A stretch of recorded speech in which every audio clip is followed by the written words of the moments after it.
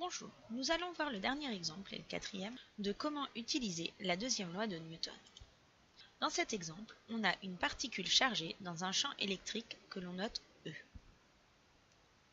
La particule chargée sera de charge Q. À vous de trouver le système, le référentiel, le bilan des forces. Je vous laisse quelques instants, vous pouvez mettre sur pause et ensuite nous corrigerons.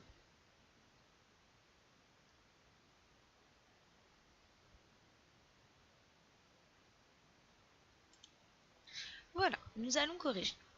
Comme nous dit le titre, nous étudions une particule chargée.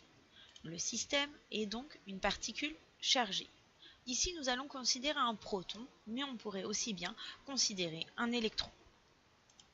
Le référentiel est le référentiel terrestre supposé galiléen. Ici, ce sont les armatures du condensateur qui nous permettent d'avoir ce champ E. Le bilan des forces, il n'y en a qu'une. En réalité, il n'y en a pas qu'une. Il y a toujours l'interaction gravitationnelle, mais celle-ci est négligeable. On ne considérera que la force électrique.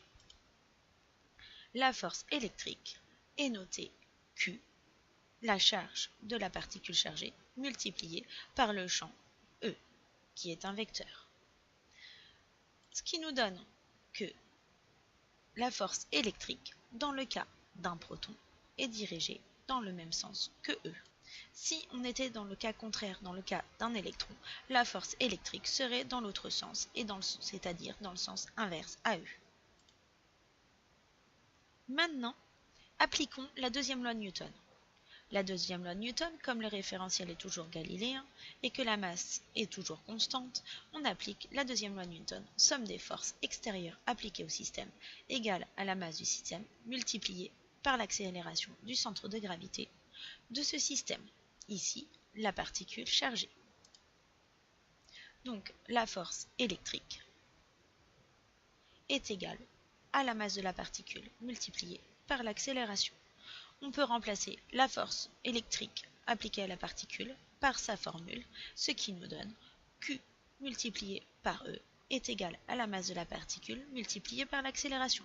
Comme toujours dans ces exemples, on cherche à isoler l'accélération, il va falloir passer la masse de la particule de l'autre côté, ce qui nous donne Q divisé par la masse de la particule multiplié par E, qui est un vecteur, qui est égal au vecteur A.